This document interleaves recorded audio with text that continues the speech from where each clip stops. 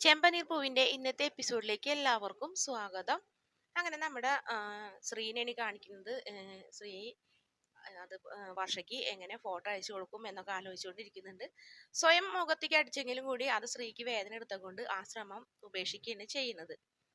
അതിനുശേഷം സ്വന്തമായിട്ട് തന്നെ തലയിൽ കെട്ടുണ്ടാക്കി മുറിവുണ്ടാക്കി കുങ്കുമത്തോണ്ട് കളറൊക്കെ വരച്ച് നമ്മുടെ വർഷനെ പറ്റിക്കാനുള്ള കാര്യമൊക്കെ തയ്യാറാക്കി സെൽഫി എടുത്താൽ മനസ്സിലാവുന്നുള്ളത് കൊണ്ട് തന്നെ ടൈമറൊക്കെ വെച്ച് ഫോട്ടോ ഒക്കെ എടുത്തതിന് ശേഷം നേരെ വർഷയ്ക്ക് അയച്ചു കൊടുക്കുന്നുണ്ട്. വർഷനെ വിളിക്കുന്നുണ്ട്. വർഷനെ വിളിച്ചിട്ട് വാട്സപ്പ് നോക്കാൻ പറയുന്നുണ്ട്. അതിനുശേഷം വർഷയ്ക്ക് ഫോട്ടോ കാണുമ്പോൾ ഒരുപാട് സന്തോഷമാവുന്നുണ്ട്. എന്നെയും കൂടി ഒന്ന് വിളിക്കായിരുന്നു എന്നൊക്കെ പറയുന്നുണ്ട്.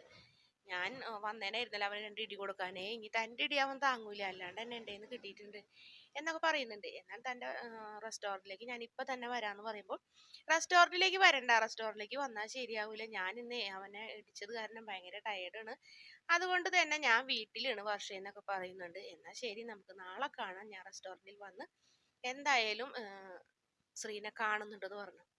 അത് ശരിയെന്ന് സമ്മതിച്ചു. അതിനുശേഷം പിന്നെ കാണിക്കുന്നത് രേവതിനെയാണ്. രേവതിയുടെ വീട് മുത്തശ്ശി കൂട്ടുകാരിമാരൊക്കെ വിളിച്ച് അയൽവക്കക്കാരൊക്കെ വിളിച്ച് കൊണ്ടുവന്നിട്ടുണ്ട്. ഒരുപാട് വയസ്സായ ആൾക്കാരൊക്കെയാണ്. അവർക്ക് പഴയ ചടങ്ങുകളും കാര്യങ്ങളൊക്കെ അറിയുള്ളൂ. പഴയ കഥകളൊക്കെ പറഞ്ഞ് മുത്തശ്ശി തമാശയൊക്കെ പറഞ്ഞ് ചിരിച്ച് കളിച്ച് മുത്തശ്ശി ഒരു കുഞ്ഞിനെ പോലെ ഓടി നടക്കണ്. സച്ചിക്ക് രേവതിക്കുള്ള ഭക്ഷണം ഉണ്ടാക്കാൻ പാറുമ്മനോട് പറഞ്ഞ് മുറി ഒരുക്കണ്. ആദ്യ രാത്രി പ്രമാണിച്ച് സച്ചിനെ കൊണ്ട് തന്നെ കട്ടിലൊക്കെ കിടക്കൊക്കെ പുറത്തിട്ട് വെയിൽ കൊള്ളിച്ച് അത് അകത്തൊക്കെ സച്ചിനെ കൊണ്ട് തന്നെ ഇടിയിക്കുന്നുണ്ട്. അതിനുശേഷം സച്ചിക്ക് പുറത്തു പോകാൻ ആഗ്രഹം ഉണ്ടായിരുന്നു. സച്ചിനോട് പുറത്തൊന്നും പോകരുതെന്ന് പറഞ്ഞെങ്കിലും മുത്തശ്ശിയുടെ രേവതിയുടെ സമ്മതത്തോടെ സച്ചി പുറത്തേക്കൊക്കെ പോകുന്നുണ്ട്. സച്ചി പുറത്ത് പോണ നേരത്ത് രേവതിയൊക്കെ തന്നെയാണ് മുല്ലപ്പൂ മാല കെട്ടുന്നതും ഒരുപാട് പൂക്കളൊക്കെ മേടിച്ച് അലങ്കരിക്കുന്നൊക്കെ ഉണ്ട് നമ്മുടെ മുത്തശ്ശി.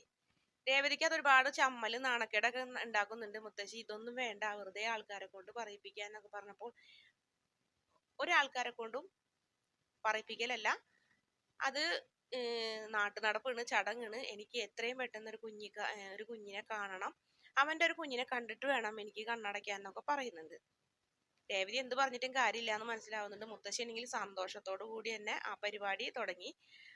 പന്തല് പൂക്കൾ കൊണ്ട് മാല കെട്ടലും അതുപോലെ തന്നെ കിടക്കയിൽ ഒരുപാട് മുല്ലപ്പൂ വിതറലും അങ്ങനെ കാര്യങ്ങളൊക്കെ ചെയ്യുന്നു. പാറൂമ്മ എന്നുണ്ടെങ്കിൽ ചോദിക്കുന്നുണ്ട്, ഇത് സ്വന്തം ഇഷ്ടത്തിന് ചെയ്തിടണം, ഇത് സച്ചിമോന്റെ ഇഷ്ടത്തിനല്ലല്ലോ, രേവതി മോൾ മാത്രമല്ലേ ഇതിന് സമ്മതം കൂടിയിട്ടുള്ളൂ എന്ന് പറഞ്ഞപ്പോൾ അതൊന്നും കുഴപ്പമില്ല, ഇനി അവനെ വെറുതെ വിട്ടാൽ ശരിയാവില്ല എന്ന് പറയുന്നുണ്ട്. നീ അവൻ വരുമ്പോഴത്തേനും നല്ലോണം ഭക്ഷണമൊക്കെ ഉണ്ടാക്കി വെക്കി, അതിനുശേഷം വേണം ഈ ചടങ്ങിലേക്ക് കടക്കാനെന്ന് പറയുന്നുണ്ട്. പിന്നെ കാണിക്കുന്നത് ശ്രീര റെസ്റ്റോറൻ്റ് ആണ്. ശ്രീര റെസ്റ്റോറൻറ്റിലേക്ക് നമ്മുടെ വർഷ വരുന്നുണ്ട്. വർഷ വന്നിട്ട് ശ്രീനെ കാണുന്നതോടുകൂടി വർഷയ്ക്ക് ആകെ കലി ഇളകുന്നുണ്ട്. നീ എന്നെ പറ്റിച്ചതല്ലടാ, നീ അല്ലടാ, നിന്റെ മുഖത്തല്ലേ കെട്ടുണ്ടെന്നൊക്കെ പറഞ്ഞ നീ എന്ത് ഇവിടെ, ഞാൻ ഷെഫിനെ കാണാൻ വന്നാന്ന് പറഞ്ഞപ്പോൾ സമാധാനപ്പെടുന്നൊക്കെ പറഞ്ഞ് ശ്രീ അവളെ സമാധാനിപ്പിച്ച് വരുത്തിയിരുത്തി വെള്ളമൊക്കെ കൊടുക്കുന്നുണ്ട്. എന്തായാലും വർഷ വെള്ളമൊന്നും കുടിക്കുന്നില്ല.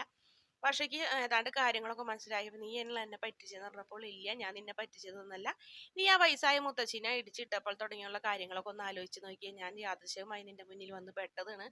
പിന്നെ എനിക്ക് ഒരിക്കലും അറിയില്ലായിരുന്നു നീയാണ് എൻ്റെ ഫസ്റ്റ് കസ്റ്റമർ എന്നുള്ള കാര്യം. ഈ ഫോണിലൂടെ സംസാരിച്ച് വെറുതെ അറിയാതെ ഫ്രണ്ട്സ് ആയി പോയതെന്ന്, അല്ലാണ്ട് ഞാൻ മനഃപൂർവ്വം നിന്നെ പറ്റിച്ചതൊന്നല്ല എന്നൊക്കെ പറയുമ്പോൾ അവളിങ്ങനെ സമാധാനിക്കാനൊന്നും പറ്റണില്ല. എന്നാലും അവിടെ ഇരിക്കുന്നുണ്ട് കുറച്ചു നേരം. പിന്നെ ഞാൻ ശരിയാക്കി തരാം റാസ്കൽ എന്നൊക്കെ പറഞ്ഞ് ദേഷ്യപ്പെട്ട് തന്നെയാണ് പോകുന്നത്. കൂട്ടുകാർ വന്ന് ചോദിക്കുന്നുണ്ട്, എന്താടാ കമ്പി വന്നുള്ളല്ലോ, അപ്പോഴത്തേനും എസ്കേപ്പ് ആയോ?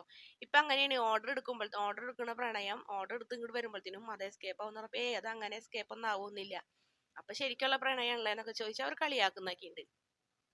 അതിനുശേഷം വീണ്ടും സച്ചിനെ രേവതിനെയാണ് കാണിക്കുന്നത്. സച്ചിക്ക് നല്ല ഭക്ഷണമൊക്കെ ഉണ്ടാക്കി കൊടുക്കുന്നുണ്ട് മുത്തശ്ശി.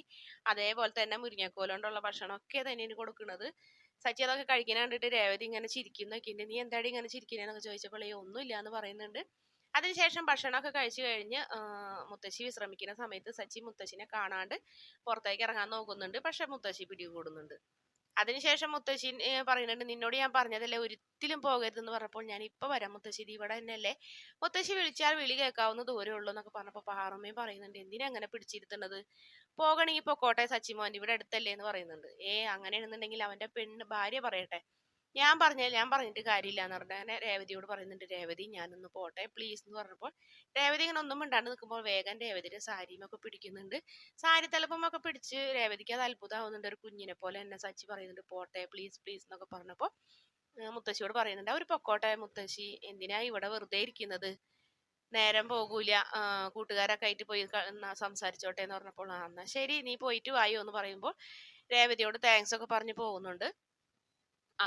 അതിനുശേഷം മുത്തശ്ശി പറയുന്നുണ്ട് കണ്ട രേവതി, അവനിപ്പോ നിന്റെ കയ്യിലായി അവന്റെ കൺട്രോള്, ഇങ്ങനെ തന്നെ ആവണം, അവൻ പാവമാണ്, അതുകൊണ്ട് തന്നെ അവനെ ഒരു മെരുക്കത്തോടൊക്കെ കൊണ്ട് നടക്കാൻ നിനക്ക് കഴിയും, അതുകൊണ്ടാണ് ഞാൻ ഈ പറയുന്ന കാര്യങ്ങളൊക്കെ ഞാൻ പറഞ്ഞ പോലെയൊക്കെ അനുസരിച്ചാൽ നിങ്ങളുടെ ജീവിതം നല്ല രീതിയിൽ മുന്നോട്ട് പോകും, നല്ല സന്തോഷത്തോടെ തന്നെ നിങ്ങൾ ഭാര്യ ഭർത്താക്കന്മാരായി ജീവിക്കും മോളെ.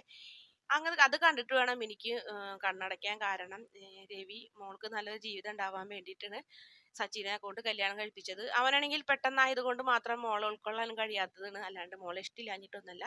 അവൻ പാവമാണ്, അവനെ അവന്റെ അമ്മ സ്നേഹിക്കാണ്ട് ഞാൻ അവനെ സ്നേഹിച്ച് ഇങ്ങനെ ആക്കിയെത്തുന്നത് എന്നൊക്കെ പറഞ്ഞ് മുത്തശ്ശി ഒരുപാട് വിഷമത്തോടെ ഒക്കെ പറയുന്നുണ്ട്.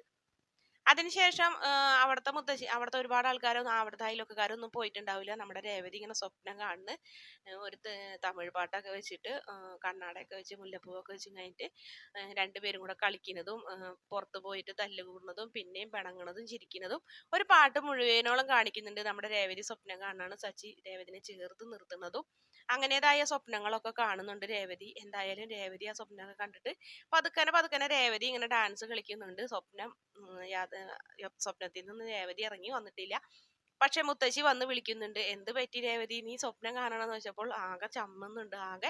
ആകെ ചമ്മി നാണം കിട പറഞ്ഞ ശരി നീ ഇപ്പോഴേ തന്നെ സ്വപ്നം കാണണോ, വൈകുന്നേരമാണ് ശാന്തി മുഹൂർത്തം എന്നൊക്കെ പറയുമ്പോൾ രേവതി മുറിയിലേക്ക് ഓടുന്നുണ്ട്. മുത്തശ്ശിയും കൂട്ടുകാരൊക്കെ കൂടി കളിയാക്കി ചിരിക്കുന്ന ഒരു ഭാഗമാണ് ഇന്നത്തെ എപ്പിസോഡിന്റെ അവസാന ഭാഗം. വീഡിയോ ഇഷ്ടപ്പെടുകയാണെങ്കിൽ ചാനൽ ഒന്ന് സബ്സ്ക്രൈബ് ചെയ്ത് സപ്പോർട്ട് ചെയ്യണേ.